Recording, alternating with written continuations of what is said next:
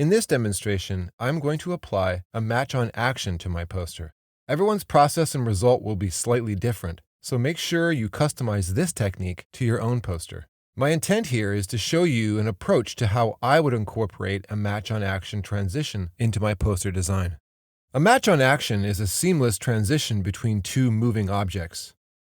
Their paths cross and the motion is matched in the cut from one to the other.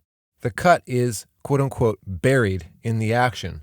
This is a commonly used technique in narrative film where cuts often occur on the action, creating a continuous scene out of lots of different shots.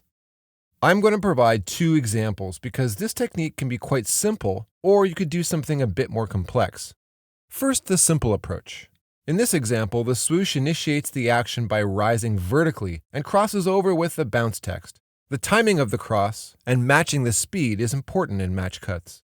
My swoosh already has a scaled down animation on it to initiate the action.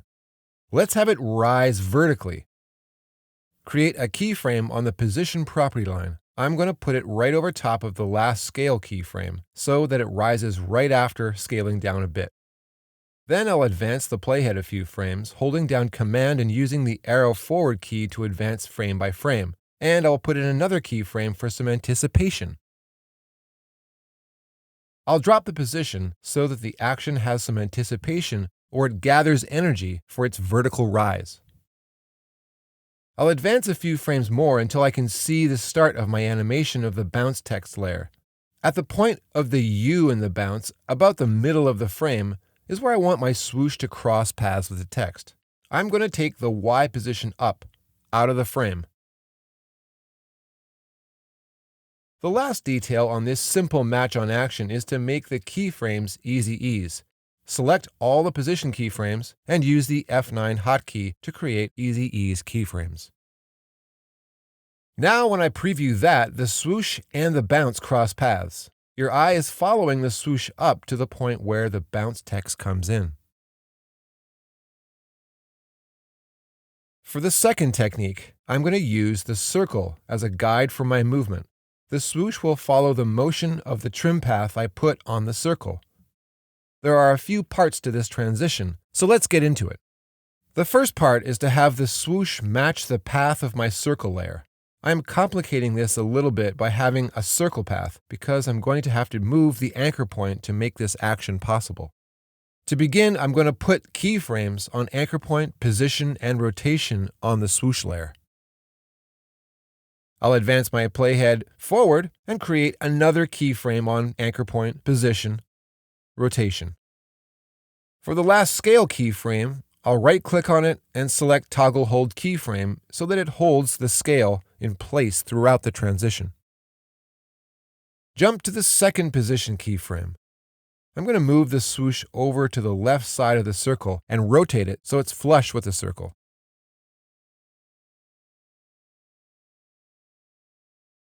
I'll scrub preview that first action.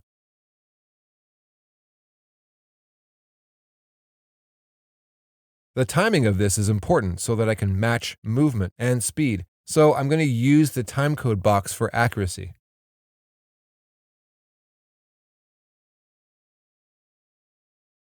Then I'll type 1 into the left side number of the rotation property line. 1 in this spot is for one complete rotation, 360 degrees. But as you can see, the anchor point is in the middle of the swoosh, so it just spins there on the left side of the circle. To make it follow the circle path, I have to change the anchor point to the middle of the circle. To do that, I'll jump back to the last anchor point keyframe at the 1:15 mark. Right-click on this keyframe and make it a hold keyframe by selecting Toggle Hold Keyframe. Then, I'll advance one frame. To move the anchor point, I'm going to select the Pan Behind Anchor Point tool in the toolbar, and I'll move the anchor point to the middle of the circle. The anchor point is the little target in the layer. Now the anchor point jumps, and the swoosh follows the circle path. Let's work on the circle. Open the circle layer and go to Add Trim Paths. I want only a section of the circle visible at first, so I'm going to adjust the start and end. 25 to 50 is 1/4 of the circle, a little bit too much. So I'll make it 25 to 35. In the offset property line, I can control where this section of the circle is along the circle path. I'll match up the position of the swoosh and the section of the circle with the offset number. This will be the transition point where the swoosh becomes the section of the circle. So I'm going to open up my swoosh layer and make sure that the playhead is in the right position, right over top of the final rotation keyframe at 2:15. Now I'll make my final adjustments to the start point of the offset. I'll make a keyframe here and advance the playhead 1 second to 3:15. Again, I'll use the timecode box for accuracy. I'll type in 1 in the left side number of the offset property for 1 rotation. So now both the swoosh and the circle rotate 360 degrees in 1 second, the same rate of motion. One detail I want to change on the trim path is what is called the line cap of the stroke. Go into the stroke of the circle and change line cap from butt cap to round cap. Now the edge of my section of the circle is rounded, a little detail that I like. Next, I'll trim both layers to the crossover point of the transition. I'll move my playhead to the position of the crossover and use the Option bracket keyboard shortcut to cut the layer. Now I get this: same path, same circle, matching the action. The final detail is to add in the last part of the transition. I want the circle to fill in at the point that the text animates on screen. In the circle layer, I'll open up the trim paths, and right over top of the last offset keyframe, I'll make keyframes on the start and end property lines. Now to fill it in, I'll advance the playhead to the point where the text is animating onto screen, just to where I can see the first few letters.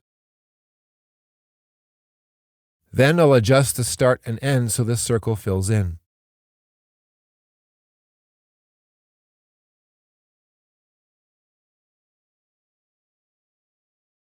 Here's my finished result, a seamless match-on-action cut. Customize this technique for the content of your poster. Have fun and experiment with this cinematic motion graphics transition.